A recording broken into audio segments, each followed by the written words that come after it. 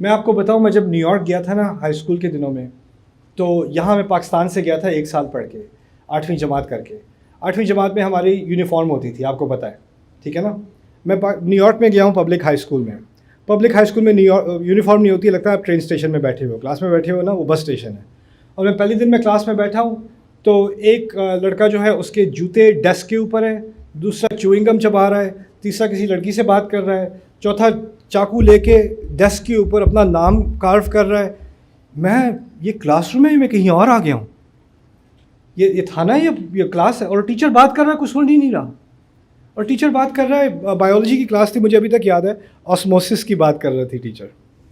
اور میں یہاں سے آسموسس کا رٹا لگا کے گیا تھا، from higher concentration to lower concentration. تو ٹیچر نے سوال پوچھا، ہو نوز اینی تھنگ اباؤٹ آسموسس؟ کسی کو پتہ ہے آسموسس کے بارے میں؟ کوئی سن ہی نہیں رہا اس کی بات، کچھ تو منہ دوسری طرف کیے ہوئے بیٹھے ہوئے. اور میں کیونکہ یہاں کی میری تربیت تھی، میں نے کیا کیا، اور پھر ٹیچر نے مجھے پک کیا. یہاں پہ ہماری کیا ٹریننگ ہے، جب آپ کو ٹیچر پک کرتا ہے آپ کیا کرتے ہو؟ کھڑے ہو کے military style, when gases move from higher concentration to lower concentration. تو وہ میں نے کیا، ساری کلاس ہنس ہنس کے مر گئی. ایک کہتا ہے گڈ ہی اسپیکس انگلش. وہ گرتے، ان کی ہنسی نہیں رک رہی، اور ٹیچر بھی اپنی ہنسی روک کے، thank you Mister Khan, have a seat, you don't have to stand up. تو پہلے مجھے لگا ان لوگوں کے پاس تو بہت آزادی ہے، ان کے پاس آزادی ہے کہ جیسے چاہیں بیہیو کریں، جو چاہیں کریں. جس قسم وہ تو گالیاں دیتے تھے، میری انگلش ووکیبلری نہیں تھی، مجھے بھی پتا تھا گالیاں دے رہے ہیں. ایسا بھی تھا. ایک دفعہ تو میں ہائی اسکول میں نا، مجھے یہاں پہ کیا ہوتا ہے ہمارے اسکولوں میں، جو کلاس ختم ہوتی ہے نا تو ٹیچر نئے آتے ہیں. آپ اسی کلاس میں بیٹھے تو ٹیچر نئے آتے رہتے ہیں. امریکہ میں کیا ہوتا ہے، 4-5 ہزار بچوں کا اسکول ہے.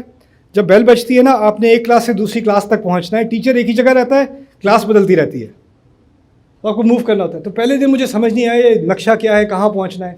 تو میں کیفیٹیریا میں پہنچ گیا، ساری کیفیٹیریا خالی تھی.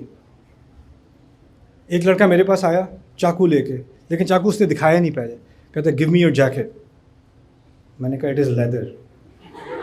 مجھے انگلش نہیں آتی تھی اس وقت. It is leather. پھر وہ کچھ تیزی سے انگلش بولے جائے، جیکٹ جیکٹ جیکٹ. میں نے کہا آئی نو، ویری نائس بلیک. مجھے نہیں پتا وہ مجھے راب کر رہا ہے. اور پیچھے سے پرنسپل آ گیا دور سے نا، تو وہ بھاگ گیا. پھر مجھے نظر آیا اس کا چاقو. میں نے کہا او چلو اچھا وہ انگلش نہیں آتی تھی. لیکن خیر، میں یہ کہنا چاہ رہا ہوں، پہلے میں نے سوچا ان لوگوں کے پاس اتنی آزادی ہے، جو حرکتیں کرنا چاہیں کریں، جو کہنا چاہیں کریں، جس طرح زندگی گزارنا چاہیں گزاریں. میں یہاں سے آ رہا ہوں، یہاں پر پیرنٹس کے سامنے آپ کو بات کرنے کی کھلی آزادی نہیں ہے. ٹیچرس کے سامنے ایک ریسٹرکشن ہے، سوسائٹی میں ایک ریسٹرکشن ہے، ریسٹرکشن، اور وہاں پاگلوں والی آزادی، کھلا جنگل. لیکن کچھ دیر بعد مجھے ایک بات سمجھ آنی شروع ہوئی. اگر میں ان کی طرح انگلش نہ بولتا نا تو وہ میرا مذاق اڑاتے، ان کی طرح کپڑے نہ پہنتا تو مجھے بلی کرتے. اور اسکول میں بھی نا کچھ گینگس تھے، کچھ گروپس تھے. ہپ ہاپ والے لڑکے ایک جیسے کپڑے پہنتے تھے، گوتھ میوزک والے ایک اور تھے، ہیوی میٹل والے ایک اور تھے. یہ سارے گروپس تھے. اور ہر گروپ کی اس طرح سمجھ لو، پہلے لگتا تھا ان کی یونیفارم نہیں ہے، لیکن اصل میں یونیفارم تھی. ان کی جینز اس طرح کی ہوتی ہیں، ان کی شرٹس اس طرح کی ہوتی ہیں، ان کی ہیٹس اس طرح کی ہوتی ہیں، ان کے کپڑے، ان کی میوزک ایسی ہوتی ہے، ان کی میوزک ایسی ہوتی ہے، ان کی میوزک ایسی ہوتی ہے. یہ لوگ اس طرح سے بولتے ہیں، وہ لوگ اس طرح سے بولتے ہیں. ان میں فرق تھا. یہاں تک کہ ہیئر سٹائلز میں بھی یونیفارم تھی، ہیئر سٹائلز کے اندر بھی. تو مجھے اندازہ ہوا کہ جس چیز کو ہم آزادی سمجھتے ہیں نا، ہم کہتے ہیں ہمیں آزادی چاہیے، وہ بھی بہت بڑی غلامی ہے، بہت بڑی غلامی ہے. اور ان میں سے کوئی بھی آزاد نہیں ہے. وہ دوسروں کے اپنے گروپ میں فٹ ہونے کے لیے وہ اپنے آپ کو بدل کے اس میں فٹ کر رہا ہے اپنے آپ کو. آپ یہاں پہ یونیورسٹیز کہتے ہیں، کچھ یونیورسٹیز یہاں پہ کنسرویٹو ہیں اور کچھ یونیورسٹیز یہاں پہ لبرل ہیں. بے وقوفی ہے. جو لبرل یونیورسٹیز سے اسٹوڈنٹس مجھے ملے ہیں، وہ کہتے ہیں ہمارے اسکول میں پریشر بہت ہے، ساری جو ہیں لڑکی میری سہیلیاں یہ کرتی ہیں، وہ اس کانسرٹ میں جا رہی ہیں تو برا، مجھے بہت پریشر ہوتا ہے کہ میں بھی جاؤں. اس کو آزادی کہتے ہیں؟ آزادی ہوتی ہے کہ میں جو چوائس کرنا چاہوں کروں، میرے اوپر کوئی پریشر نہیں ہے. لیکن ہم نے جس چیز کو آزادی بھی کہا ہوا ہے، اس کے اندر بھی پریشر ہے، اس کے اندر بھی پریشر ہے. اللہ تعالیٰ نے کیا کیا ہے، جب تم میری غلامی مان لو گے نا تو تم لوگوں کے اوپینین سے فری ہو جاؤ گے. لوگ کہتے ہیں اتنا پیسہ بناؤ، مجھے کوئی فکر نہیں، میں جو مجھے صحیح لگے گا، میرا ضمیر جو مجھے کہے گا، جس سے میرا رب راضی ہے، وہ میرے لیے کافی ہے. کپڑے ایسے پہنو، یہ کرو، وہ کرو، یہ نہ کرو، وہ نہ کرو، اس میں مجھے کسی اور کے سٹینڈرڈ کو فالو کرنے کی ضرورت نہیں ہے. میرے رب نے مجھے ایک اور بالکل ہی آزاد سٹینڈرڈ دے دیا ہے. وہ خوش ہے تو باقی سب ناخوش ہوں، مجھے کوئی فکر نہیں رہی. ان کا میرے بارے میں اوپینین کیا ہے، مجھے اس کی فکر نہیں رہی.